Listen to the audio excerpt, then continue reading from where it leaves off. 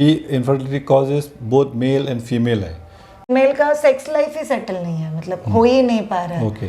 तो वो भी इनफर्टिलिटी का वजह हो सकता है। Very important factor for fertility. Male में इनफर्टिलिटी के कॉजेस क्या क्या हो सकता है? को 1 साल में बच्चे नहीं हुआ तो they are deemed to be infertile. Primary infertility in female, उनके लिए क्या?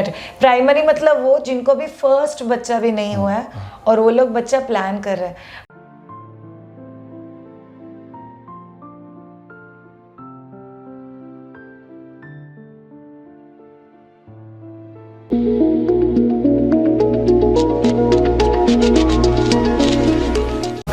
वेलकम टू मैं ध्वजा। बच्चा प्लान कर रहे हो, बच्चा प्लान करने में डिफिकल्टी हो रहा है, इनफर्टिलिटी है, पता नहीं क्या सोल्यूशन करना चाहिए।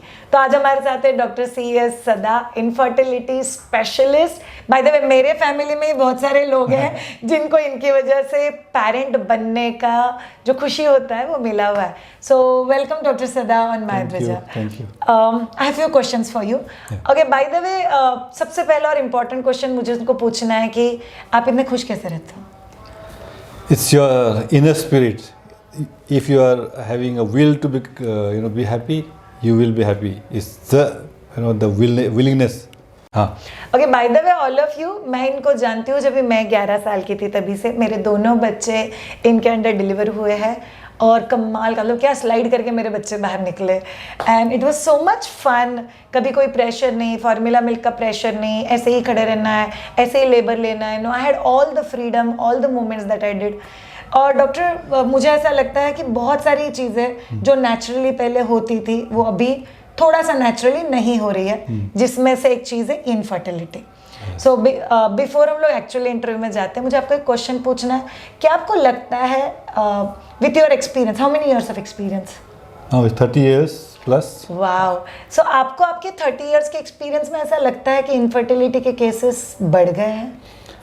एक्चुअली इनफर्टिलिटी केस जो डिटेक्शन इन रेट बोलते हैं उसको, जो अभी लोगों को समझ में आया कि बच्चे क्यों नहीं हो रहा है, इसीलिए लोग जब हॉस्पिटल जाते हैं तो समझ में आता है कि हाँ इनफर्टिलिटी है। Because of that the number is increasing. जो हम लोग हॉस्पिटल में जो पेशेंट जितना आते उनको जब टेस्ट करते हैं तो लगता है कि उनको इनफर्टिलिटी हो गया, तो वो नंबर इंक्रीज होते जा रहा है। Is not the actual rate, it was already there are some times कि इनफर्टिलिटी थोड़ा बढ़ गया है because of the environmental reasons and all. लेकिन of course now the detection rate, मतलब इनफर्टिलिटी का जो हॉस्पिटल में रजिस्टर होता है वो इंक्रीज हो गया है। अच्छा, मतलब जो पता चल रहा है वो बढ़ गया है? बढ़ गया। डॉक्टर, इनफर्टिलिटी होता क्या है? इनफर्टिलिटी जो एक कपल को जहाँ से एक साथ में रह गया, 1 साल तक अनप्रोटेक्टेड इंटरकोर्स रहता है and they are believe to be normal both partners, उनको 1 साल में बच्चे नहीं हुआ तो they are deemed to be infertile. लेकिन इनफर्टिलिटी भी 2 तरीके का इनफर्टिलिटी रहता है। एक प्राइमरी रहता है जो पहले से कभी प्रेगनेंसी नहीं हुआ है, और सेकेंडरी रहता है कभी बच्चे ऑलरेडी एक हो गया, 1-2 बच्चे हो गया और second time they have been trying but pregnancy नहीं हुआ, तो उसको सेकेंडरी इनफर्टिलिटी बोलते हैं। ये इसका कॉज सिर्फ मेल सिर्फ फीमेल हो सकता है या कोई भी हो सकता है? नहीं, अभी infertility causes both male and female है। मेल में generally it is very commonly कि सीमेन प्रॉब्लम से इनफर्टिलिटी होता है। मेल का एक ही फैक्टर है वेरी इंपॉर्टेंट, लेकिन फीमेल में बहुत फैक्टर हो सकता है। इन द फीमेल एक ट्यूब का प्रॉब्लम हो सकता है, यूट्रस में प्रॉब्लम हो सकता है, ओवुलेशन में प्रॉब्लम हो सकता है। ये 3 प्रॉब्लम मेनली फीमेल में हो जाता है। तो इनको इन्वेस्टिगेट के बाद ही समझ में आया कि मेल है क्या फीमेल है इनफर्टिलिटी। अच्छा, तो डायरेक्ट ब्लेमिंग ऐसा कोई नहीं है कि लड़की की वजह से है, इरेगुलर पीरियड्स है इसीलिए उसकी वजह से है। वो फाइंड आउट जब तक नहीं होता है तब तक कुछ क्लियर नहीं। No no no, very important, very important. Unless कोई बोलता है कि नहीं मुझे ऑलरेडी इन्वेस्टिगेट हुआ है और इसका प्रॉब्लम ये है, तो then we can find out कि हाँ ये प्रॉब्लम हो सकता है। बट जब कपल हमारा पास आता है तो वी कैन से कि इसी का प्रॉब्लम है, वो मदर इन लॉ नहीं तो फादर इन लॉ, कोई हस्बैंड बोलेगा कि इसका प्रॉब्लम है, but we'll 100% deny unless investigate करके कि हाँ इसका ये प्रॉब्लम है लेडीज़ का, नहीं तो मेल का ये प्रॉब्लम है, देन ओनली उसको हम बोल सकते हैं कि हाँ इनफर्टिलिटी इस कारण से है। Very important, very important. Doctor एक नेक्स्ट क्वेश्चन है, पहले सिर्फ मेल के बारे में जानते हैं। मेल में इनफर्टिलिटी के कॉजेस क्या क्या हो सकते हैं? मेल में अभी फिलहाल में the most important cause of male में जो होता है obesity. Obesity has caused a major problem, especially in the male part, because of lifestyle change हो गया, addictions, and the job profile also changes. पहला जो लोग वॉक करके जाते थे, खेतों में काम करते थे, और प्लस उनका लाइफ एक्टिव था, बिकॉज वहाँ तभी जगह भी था कि कहाँ चलने के लिए ना, खेलने के लिए। अभी सिटी में आया, खेलने के लिए जगह नहीं, एक ऑफिस में बैठ के on computer, home work from home, इससे सेरेनरी लाइफ एक हो गया। Obesity will cause one, smoking, alcohol, और problem with stress. The most important cause factor is very important factor is the stress related infertility. Doctor sex life बहुत normal चल रहा है, अच्छे से चल रहा है, Okay. तो भी आप जैसे बोले कि semen can be affected. Yes of course. Right. जो सीमेन ऐसे नॉर्मली देख के कुछ समझ में नहीं आएगा। मेल मस्ट मे बी एकदम normal, completely normal, active, going to gym, he is having 6 packs, but उसका सीमेन पैरामीटर एबनॉर्मल हो सकता। So it is not that normal looking male fertile है करके, there is no guarantee. Very important. Doctor सिर्फ viewers के लिए एक बार सीमेन क्या होता है बता सकते हैं? सीमेन बोला तो the semen is the part of the liquid that comes out from the male during the intercourse, और जो स्पर्म्स को कैरी करता है। सो सीमेन में 2-3 प्रोडक्ट्स रहता है, उस पर कंपोनेंट्स। उसमें one of the most important चीज़ जो है सीमिनल स्पर्मेटोजोआ बोलते हैं इंग्लिश में, वो रहना चाहिए। Very important, very. और फीमेल में क्या क्या यूजुअली कॉजेस हो सकते हैं डॉक्टर? फीमेल वही the most important cause again obesity. Yeah, one of the now is one of the commonest causes obesity. It can be one of the, and in India we have found that because of prevalent tuberculosis, the tubes are affected. They are because जो tube जो है बहुत important है ladies के लिए, जहाँ fertilization होता है, वहाँ जो infection हो गया, the commonest cause in India is the tuberculosis. And उसके बाद में यूट्रस में भी कॉज हो सकता है, जहाँ ट्यूबरकुलोसिस यूट्रस में भी हो सकता है, जिसके हिसाब से यूट्रस का जो लाइनिंग वगैरह सब अफेक्ट करते हैं। प्लस ओवुलेशन भी नहीं होता ठीक से, because of all most of the things is PCOD, endometriosis और ओवरियन सिस्ट जो है, सिंपल सिस्ट, इस हिसाब से ओवुलेशन बराबर जो टाइम में नहीं होता, तो it causes infertility. Doctor stress female में भी वजह हो सकती है? 100% is one of the, I told you, जो पहले भी मैं बोला है, अभी का जो ज़माना है और द जनरेशन जो है, they are already career oriented and they have got deadlines to meet. So उनका इतना स्ट्रेस रहता है कि stress leads to hormone imbalance, hormone imbalance leads to anovulation, anovulation leads to infertility. Plus also कभी कभी stress से ovarian reserve जो रहता है वो एकदम कम कर देता है, तो लोगों को अराउंड 25 to 30 ईयर्स में भी ओवेरियन रिजर्व इतना कम होता है कि they are infertile. Oh, that's so different. Doctor how do we diagnose कि बाबा ये पर्टिकुलर कपल इनफर्टाइल है? Okay, we have 2 sets. एक तो मेल का जब कपल आते हैं, we divide into male and female. तो मेल का is very simple, we just do the जो सीमेन एनालिसिस करते हैं, उसमें जिसमें हमको मालूम पड़ता है कि स्पर्म कितना है, स्पर्म का स्पीड कैसे है उसका, और काउंट कैसे है, वो मेल के लिए। तो मेल को सिंपल टेस्ट, उतने टेस्ट में हमको लगता है कि हो जाएगा। If the semen parameters normal रहे तो he is deemed to be okay. And female के पार्ट में आएगा, we have to check her most important thing of उनको पीरियड रेगुलर आ रहा है कि नहीं। Very important. We assume that कि रेगुलर आ रहा है तो उसको ओवुलेशन हो रहा है, but it doesn't mean vice versa कि ओवुलेशन हो रहा है पीरियड में रेगुलर हो रहा है और रेगुलर पीरियड में ओवुलेशन होता है, ये भी ठीक नहीं है। तो उसका एक ओवुलेशन बराबर हो रहा है कि नहीं वो देखना है, दूसरा एक ट्यूब बराबर है वो देखना है, और थर्ड उनका जो यूट्रस में जो लाइनिंग है वो बराबर है कि नहीं, कुछ इन्फेक्शन है कि, ये सब चेक करना चाहिए। तो हमको लग रहा है कि हाँ, then will come to know कि इसका कॉज, मेन कॉज क्या है। डॉक्टर ये डिटेक्ट कैसे होगा, आप ये सब चेक कैसे करोगे? कुछ बातें पूछ के ऑब्वियसली पीरियड्स रेगुलर है कि नहीं, बट बाकी एक हिस्ट्री से समझ में आया कि हाँ ये लेडी का पीरियड रेगुलर है, जब से पीरियड चालू हुआ दैट्स कॉल्ड द मेनर्की, वहाँ से रेगुलर पीरियड है, और सडनली उसका पीरियड कुछ प्रॉब्लम हो गया आगे पीछे, कुछ इन्फेक्शन से हो सकता है कि ये ऐसे हो गया। और टेस्ट रहता है जैसे अपना ट्यूब टेस्ट के लिए हिस्ट्रोसैल्पिंगोग्राफी रहता है, जैसे ट्यूब एक डाई इंजेक्ट करके ट्यूब ओपन है कि नहीं देखना, वो that is the first line. उसके बाद उसमें भी आपको लगता है कि नहीं डाउट है, दिस सर्जिकल प्रोसीजर लाइक हिस्ट्रोलैप्रोस्कोपी करके उसको दूरबीन से देखना है।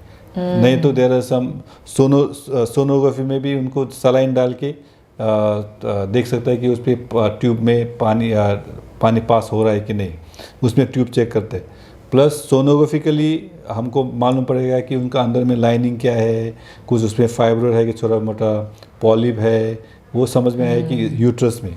तो ये जो सिंपल चीज़ 2-3 करना चाहिए as the couple comes first time into the clinic. Doctor मैं एक बहुत इंपॉर्टेंट बात पूछूं, ये बहुत दिनों से मुझे क्यूरियोसिटी है। कपल फर्स्ट टाइम आपके पास आया, ओके, अभी कोई इनफर्टिलिटी नहीं है, कुछ नहीं, 1 साल शादी का हुआ, दे वर यूजिंग कंडोम्स, प्रिकॉशन थे। अभी फाइनली कपल ने डिसाइड किया कि अभी उनको बच्चा प्लान करना है, ओके, तो स्ट्रेट अवे क्या उनको ये सारे टेस्ट करना है? नहीं, उनको समझाना है कि उनसे हमको समझना है कि उन लोग बराबर उनका रेगुलर इंटरकोर्स हो रहा है कि नहीं। हाँ, तो it's not about the medical test which are done, basically कुछ कॉमन क्वेश्चन आएंगे, पीरियड्स रेगुलर है क्या, ब्लीडिंग फ्लो ठीक है क्या, सेक्सुअल लाइफ कंफर्टेबल है क्या, दोनों को पेन तो नहीं हो रहा है, आई थिंक ऐसे कुछ चीजें, राइट? एकदम सिंपल चीज, very very important all of you. कुछ लोग इस ट्रैप में अटक रहे कि पहले ही कुछ, मतलब मुझे एक कपल रिसेंटली मिला था डॉक्टर, करीब 17,000 रुपए के टेस्ट उन लोगों ने फर्स्ट गो में किए। 1.5 साल शादी को बच्चा प्लान कर रहे थे, डॉक्टर बोला नहीं कोई भी स्टोन अनटर्न नहीं रहना चाहिए, इसलिए सारे टेस्ट किए। But in routine practice obviously आपने बोला वैसे अगर कोई मेडिकल हिस्ट्री है तो might be all this things are needed also.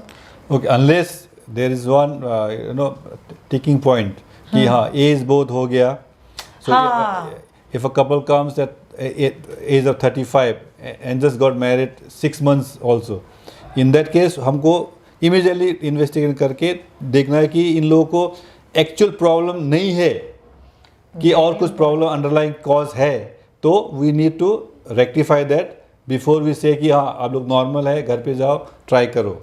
आप ऐसा क्यों बोले डॉक्टर, 35 के ऊपर अगर कपल है तो? Because age is a very important factor for fertility, okay, even for male and female.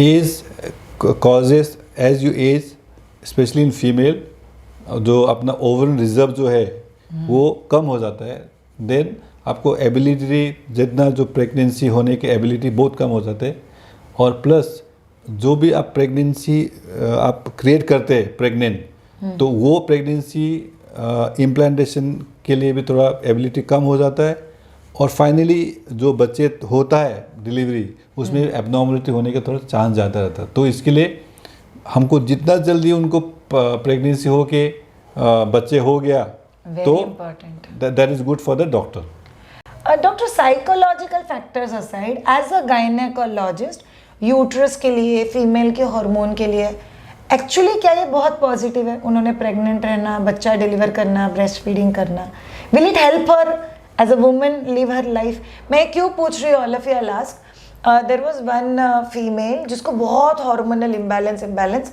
और उन्होंने डिसाइड किया था कि उनको बच्चा कभी नहीं चाहिए, इनफर्टिलिटी नहीं, कुछ नहीं, और वो जब भी गायनेक के पास गई तभी गायनेक ने उनको बोला था try and plan a baby, it will settle lot of things आपकी बॉडी में।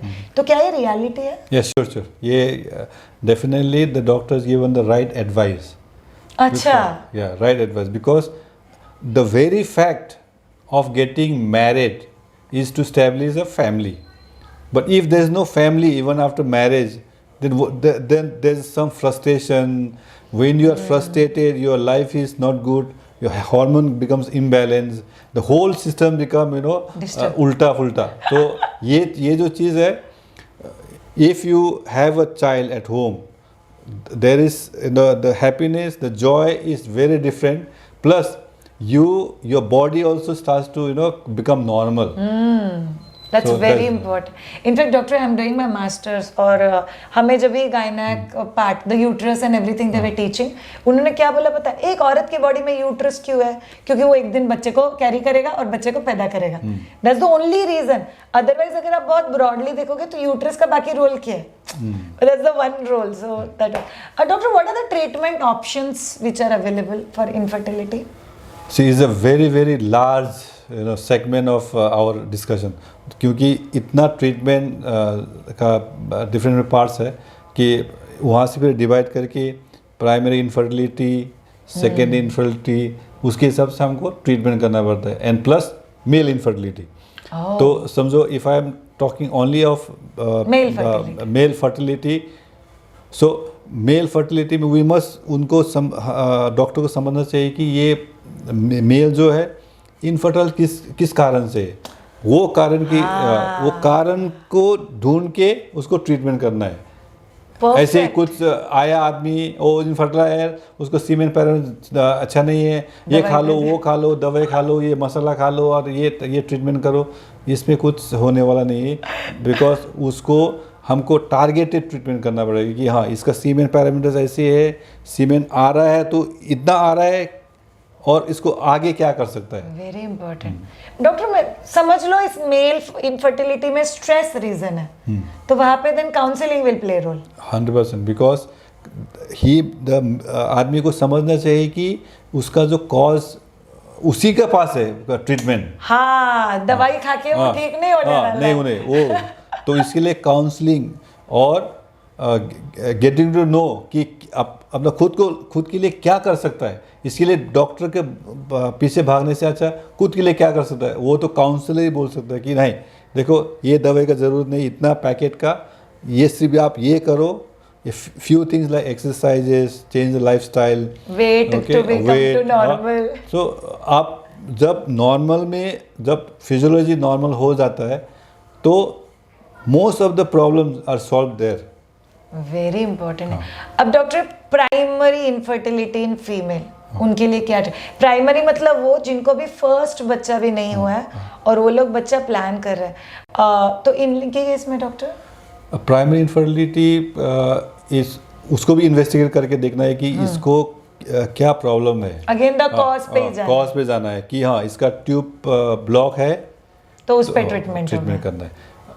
ओवरी का कॉज है, उसमें अंडे तैयार हो रहा है कि नहीं हो रहा है टाइमिंग में, उसमें कॉज है. ओवरी का फिर उसमें प्रॉब्लम आ सकता है कि एंड्रोमेट्रियोसिस करके एक प्रॉब्लम रहता है, वो है क्या.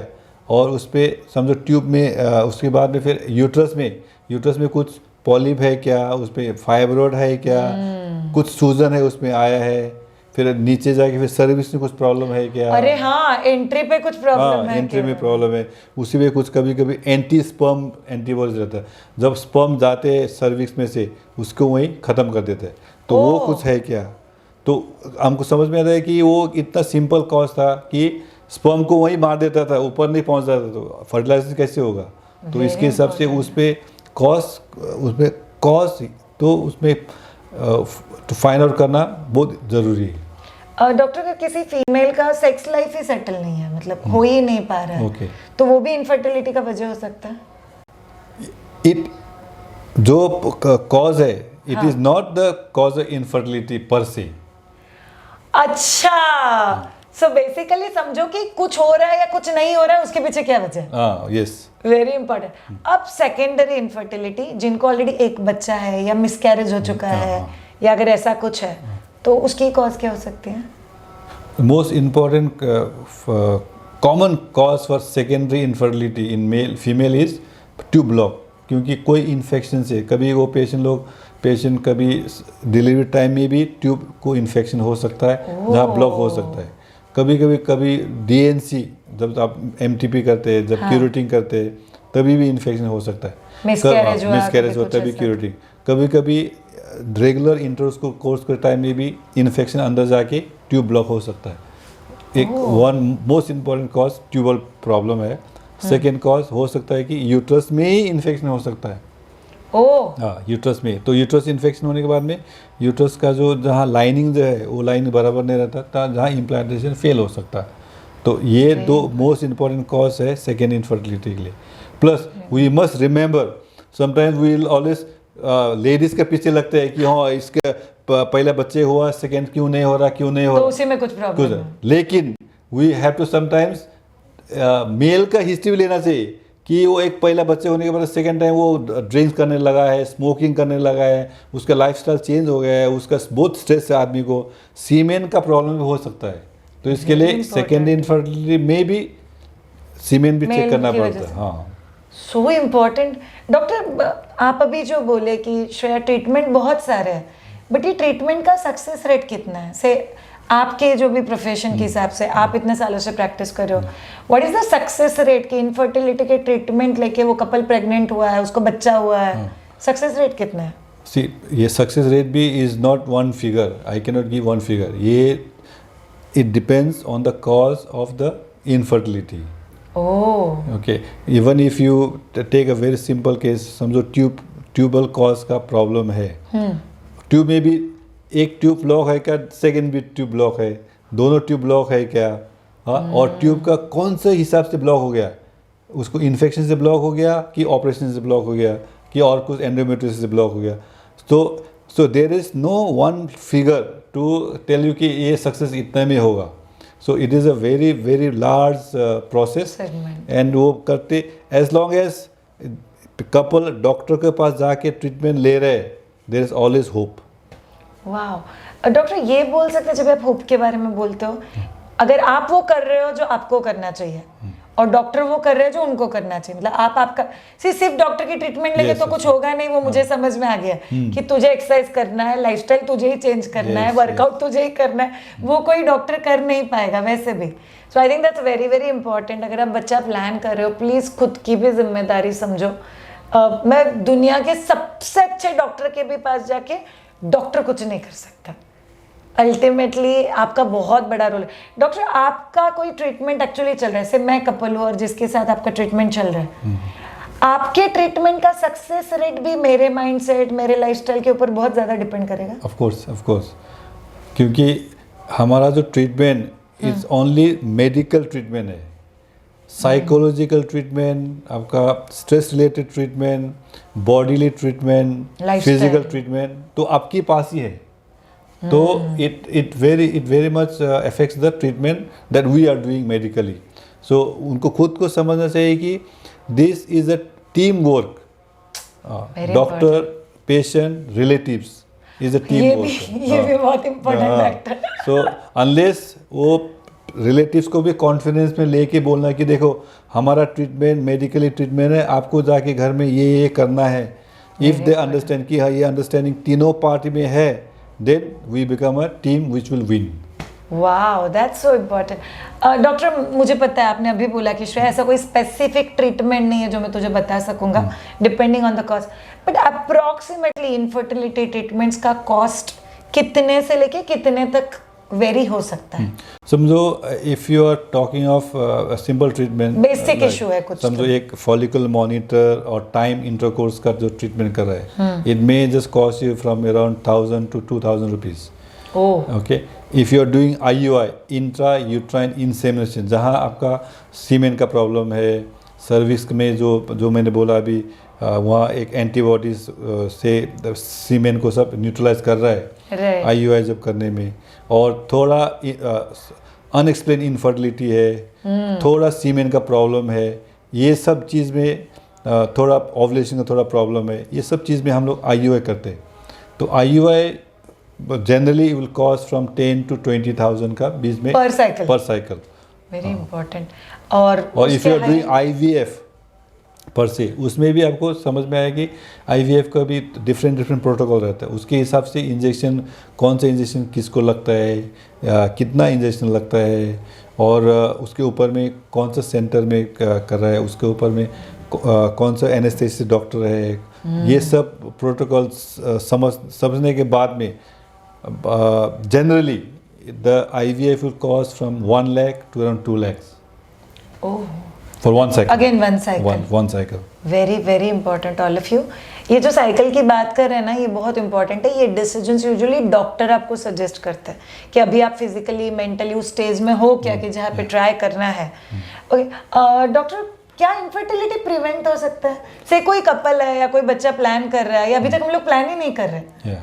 कि हम लोग कुछ ऐसा कर सकते हैं जिससे हम लोग इनफर्टिलिटी अवॉइड कर सकते हैं?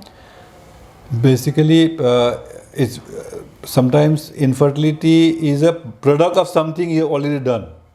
तो क्या है, primarily for me, if a couple come for the first time कि देखो मेरा एक accidental pregnancy हो गया, मुझे MTP करना है और हाँ, मुझे ये abortion बच्चा नहीं नहीं चाहिए, चाहिए। abortion नहीं। मेरा काम है कि उनको काउंसलिंग करे कि ये बच्चे abortion मत करो, क्योंकि this is your first pregnancy. Subsequently आपको प्रेगनेंसी होगा नहीं होगा मैं गारंटी नहीं दे सकता। Plus the process itself may cause some tubal problem और यूट्राइन का जो प्रॉब्लम हो सकता है।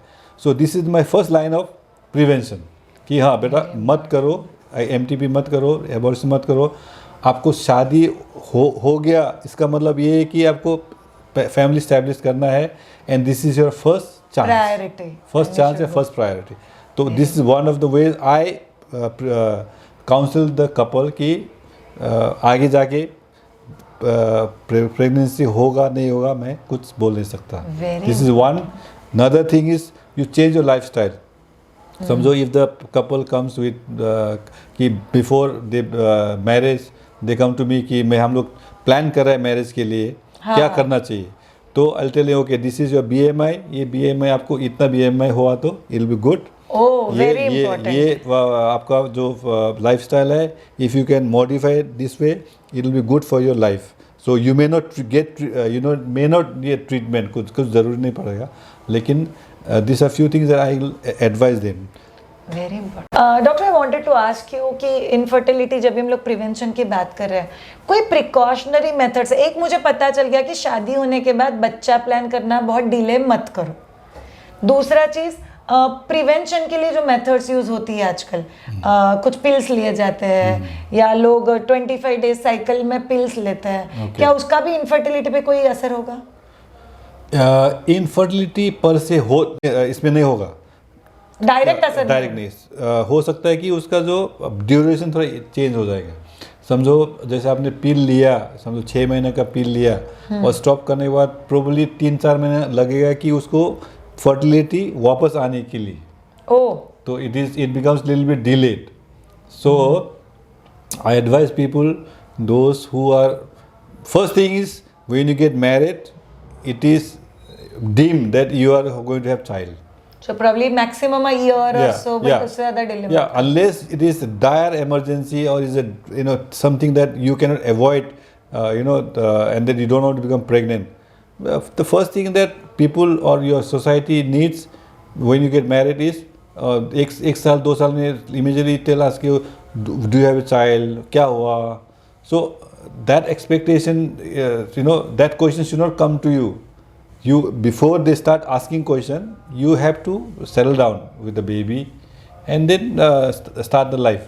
2 साल is a good time, doctor, the way you have told. See, I think आप लोग आपके प्रायोरिटी के हिसाब से भी टाइम ड्यूरेशन रखते हो। See, by the time it's 3rd year, I would like to have a child in my hand. तो आप लोग उस हिसाब से probably you can plan. And not only that, it also depends आपको कितना साल में आपको शादी हुआ, कौन सा the age at which you got married. समझो if you're married before 30, you can plan for 1-2 years 100%. or maximum 3 years. Okay, but if you're already 30 and अभी आप शादी हो गया और आप 30 है और मिसेस है also 29-30, उसमें तो I don't think so कुछ planning होना चाहिए। No delay. और 35 के बाद में तो immediately No delay at all. no delay at all. So rather the way doctor is telling, take a decision. If you want to have a child, then don't delay. अगर बच्चा नहीं चाहिए तो फिर बात और है, तो फिर आप प्लान ही नहीं कर रहे हो. Okay, by the way all of you should know, जो डॉक्टर आपको अभी बोल रहे हैं कि आपको बच्चा जल्दी प्लान करना चाहिए, यही वो डॉक्टर है जिन्होंने मुझे बोला था कि आप आराम से बच्चा प्लान करो. आई was 23 when I got married. मेरा 17 साल पहले शादी हुआ है और मेरा उम्र ऐसा था, और मुझे डॉक्टर ने बहुत क्लियरली बोला था. I was studying, I was doing my post graduation. मुझे अभी भी याद है, उन्होंने मुझे बोला हुआ कि तेरा पढ़ाई आराम से ख़त्म कर ले, तेरे पास 1-2 साल है, कोई घाई नहीं अपने को, उसके बाद भी बच्चा plan. My husband was 26, 27 and I was 23. I think आप जैसे बोलते हो कि it is very good and a very fertile age, जहाँ पे आप लोग. और उन्होंने मुझे और एक क्वेश्चन पूछा था, I don't know if you remember, एक बच्चा चाहिए 2? आई वाज लाइक नहीं 2. एंड ही टोल्ड मी कि पहला बच्चा फिर आपका समवेयर 25 to 27 के बीच में, और दूसरा बच्चा प्रीफरेबली 29 to 32 के बीच में, लाइक 30s के आसपास यू शुड बी डन. ये मुझे याद है, इन्होंने बताया हुआ. And that's why I was like age factor, yes please consider करो, तो it can help you big time. Doctor, बहुत सारे एड्स टीवी पे आते हैं, बहुत सारे सेंटर्स के एड टीवी पे आते हैं, बहुत सारी दवाइयाँ दी जाती है. तो क्या इनफर्टिलिटी नेचुरली क्योर हो सकती है? नो, कोई इनफर्टिलिटी ऐसी है कि if it is a stress related infertility और is obesity or something to do with your diet or something, or so probably it can, but something like this can be treated naturally. जैसे diet करो, exercise करो, try to de-stress yourself, maybe go for a honeymoon or something. I've seen one of my patients only, they were married for 3 years and they never had gone for a honeymoon, and they were after work and settling down trying to buy one car कि कुछ एक उनको घर लेना था. तो मैं बोला आपको ट्रीटमेंट का ज़रूरत नहीं है, मोस्ट प्रोबेबली आप एक बार हनीमून के लिए जाओ. सो 2 months after they went back and they told me हम लोग अभी प्रेग्नेंट हो गया. So I said that was my treatment profile. So by the way, honeymoon doesn't mean शादी की immediately बात, वो 1 बार 2 बार 3 बार 4 बार कभी भी हो सकता है. ये बहुत अच्छा स्ट्रेस बस्टर भी हो जाता है ना doctor, that you're giving time to yourself without any agenda as such. So this is very crucial. और एक चीज़ डॉक्टर जो मैंने सुना हुआ है कि अगर आप बच्चा प्लान करो, don't have sex just to have a baby. Even that's the process जो enjoy करना चाहिए. क्या वो भी रोल प्ले करेगा यहाँ पे? First thing I tell the couple that when they come to me, especially when they're young and they've just married maybe 6 months, 1 year, I first ask them, do you have a good personal inter-relation with your wife? Very important. If they don't understand this question, I tell them, how is your sex life? Okay. उनको सीधा पूछना है, 1 week में कितना आप लोग कितना sex करते हैं? Do you enjoy? Do you both enjoy the sex life, or is just for one person? कोई पेन है or has doctors told you to do on that day? So I tell them, as long as you enjoy your sex, the byproduct is baby. If you are not enjoying, that means you are not having good sex life. So and then कैसे baby होगा? So if they say okay, मेरा पूरा we have very good sex life, then I think okay, maybe I need to see further कि और कुछ हो सकता है क्या. Very important, very important. Doctor एक बात बोलो, जो कोई भी कपल ऑलरेडी इनफर्टिलिटी से जा रहा है, उनको एक ह्यूज स्ट्रेस है, कॉम्प्लेक्स है कि मेरे ही साथ क्यों हुआ, मैं भी ड्रिंक करती हूँ, आप भी, मतलब से आप भी फीमेल हो या आप भी मेल हो, मैं भी मेल हूँ, मैं भी ड्रिंक करता हूँ, आप भी ड्रिंक करते हो, आपको तो बच्चे हो गए, मेरे को नहीं हो रहा है, बट वो डॉक्टर बोल रहे कि मेरे ड्रिंक की वजह से नहीं हो रहा है. सो there's lot of stress and confusion out over there. तो मुझे कहना है कि IUI या IVF या कोई भी और लाइन ऑफ इनफर्टिलिटी का हम लोग जब भी ट्रीटमेंट बोलते हैं, तो उसका एक कपल ने क्या माइंडसेट रख के ट्रीटमेंट लेना चाहिए डॉक्टर के पास? ये IVF IUI ये जो ट्रीटमेंट से पहले काउंसलिंग बहुत इम्पोर्टेंट है, क्योंकि इस पर सिर्फ ट्रीटमेंट नहीं, उस पर साइकोलॉजिकल स्ट्रेस रहता है, फाइनेंशियल स्ट्रेस रहता है, देन उसके बाद में बॉडीली हार्म भी रहता है बिकॉज ऑफ जो इंजेक्शन जो देते हैं, बार बार सोनोग्राफी में जाना है, बार बार डॉक्टर के पास जाना है, अपॉइंटमेंट लेना है, is a very big stress. So you can just tell ये पेशेंट आया IUI कर दो। एक तो उनको समझना चाहिए कि वो कपल को कि आगे क्या करने वाले डॉक्टर, स्टेप बाय स्टेप उनको समझाना चाहिए। सो काउंसलिंग अ कपल, उनको सब 100% समझना चाहिए कि ये डॉक्टर आगे एक दिन पहले और एक हफ्ते पहले क्या करने वाला है। तो if they understand properly then doctor का जो ट्रीटमेंट का सक्सेस 100% वो I am sure it increase, because उनको बस व्हेन दे स्ट्रेस रिलेटेड जो चीज़ नहीं है उनका माइंड में, when they are willingly doing उनको कि करना ये ट्रीटमेंट, तो सक्सेस रेट उसमें हो जाता है। And is very good thing to explain to the patient कि काउंसलिंग सेशन में कि ये IVF का प्रोसेस ऐसी है, IUI का प्रोसेस ऐसी है। तो डॉक्टर कितने साइकिल्स आइडियली और द मेडिकली किसी भी कपल ने, मतलब ऐसा IUI 15 साइकिल हो गए, IUI चल रहा है ऑलरेडी, 7 to 8 IVF हो चुके हैं। So very honestly asking, so ideally किसी भी कपल ने, it can be broad, might be 2 to 5 और 8 to 10 जो भी, IUI के IVF के कितने साइकिल्स कभी किसी कपल ने? अभी IUI it also depends on कितना साल का शादी हो गया और आगे का कौन सा क्या एज में उसका ट्रीटमेंट के लिए आ रहा है। If they young couple generally if उनका भी क्या कॉज है उसके हिसाब से, तो जनरली ऑन जनरल टर्म्स जब हमको मैं IUI प्लान करता हूँ एक कपल में, not just saying that everything is fine that इसको IUI लगता है, तो around 3 to 4 times very good timed IUI किया, उसमें प्रेगनेंसी नहीं हुआ, that's what we stop and then tell them to do go for IVF। और IVF का भी ऐसे है एज फैक्टर के हिसाब से, कपल का मैरिज हिस्ट्री कितना साल से शादी हुआ है और दोनों का कपल का एज के हिसाब से। इंडिया का तो अभी इंडिया में तो there is no specific guidelines भी कुछ अभी इतना नहीं है, बट अमेरिकन फर्टिलिटी सोसाइटी का गाइडलाइन देखा और तो उनका जो गाइडलाइन है कि 30 years तक में around 6 to 8 cycles of IVF कर सकता है, और 35 to 40 उसमें अराउंड 6 to 7 साइकिल्स कर सकता है, और if it is more than 40 2 cycle तक उतना उसके हिसाब से। After that we should say okay नहीं हो रहा है, adopt the child and see some other method और options. Very important. Doctor one last question, IUI IVF infertility कोई भी ट्रीटमेंट का कितना लॉन्ग टर्म निगेटिव इफेक्ट किसी मदर की बॉडी पे, हार्मोन्स पे रह सकता है? Very honestly I am asking you कि श्रेया पीरियड्स में इशू आ सकता है, आगे चल के हार्मोन में इशू आ सकता है, कुछ लोग बोलते हैं मेरा IVF IUI कंसेप्शन है तो मुझे ब्रेस्ट मिल्क में इशू आ सकता है क्या, मुझे थायराइड हो सकता है क्या, डायबिटीज हो सकता है क्या, फ्रॉम दैट ओबेसिटी हो सकता है क्या? IVF पर से it doesn't cause major problem. Okay. Long term.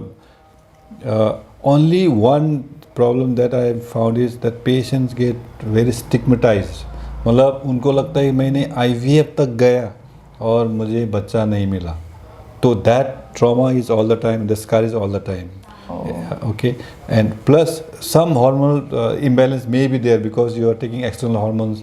There may be some external hormonal side effects, and I've seen some people having very rarely, like the science says that there can be some increase in ovarian cancer or because of this, or endometrial cancer, but it is not been proved, and we have to have large studies to come to this conclusion. Might be something like non-monitored, ऐसा कुछ खुद के hormone के medicine ले रहे हो, so there is a problem। और मुझे ऐसा लगता है डॉक्टर कि जितना एक्सपर्टाइज हमारे आसपास अभी अवेलेबल है, नन ऑफ दिस ट्रीटमेंट्स या मेडिकेशन, मतलब मेरी फ्रेंड के डॉक्टर ने उसको ये दवाई दी थी तो मुझे कभी नहीं लेनी चाहिए डायरेक्टली। कोई भी hormonal medication, it should be prescribed by doctor. Hormone is one product which is available in the market, but it should be doctor. The prescription has to be there, because it is not easy. It is not a good thing to take any hormonal product over the counter.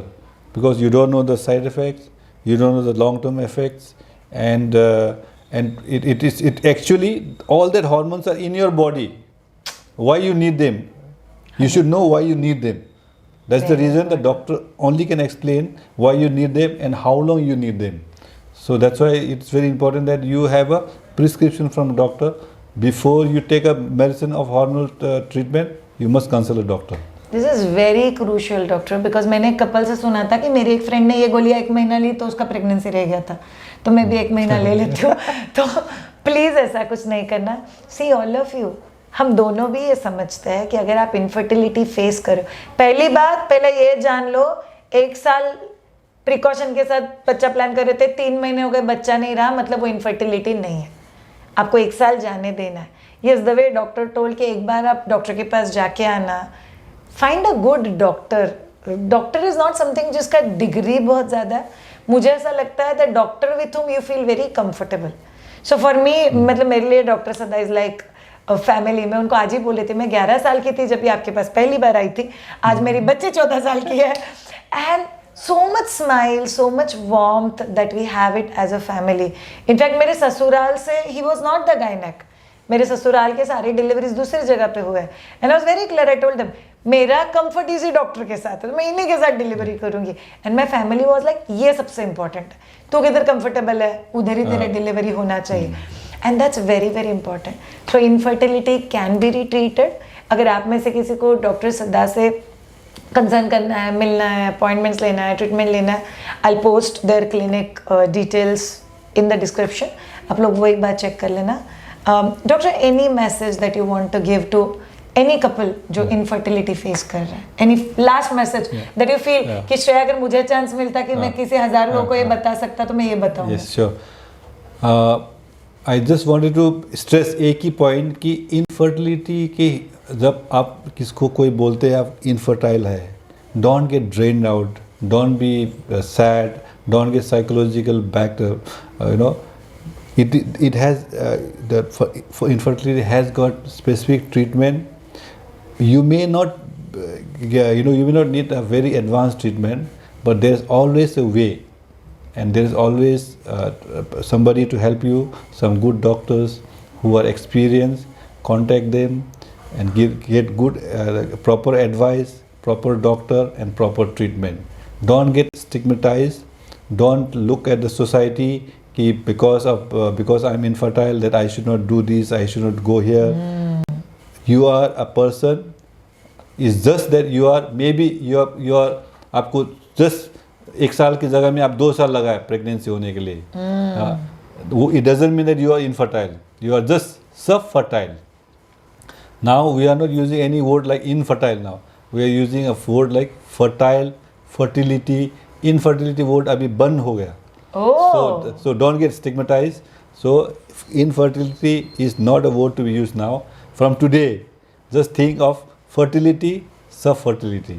All the best. It's so important. Thank you so much. Thank you so much, Dr. Sada, for being there. Have a great time, all of you. Thank you. Bye-bye. It's a pleasure.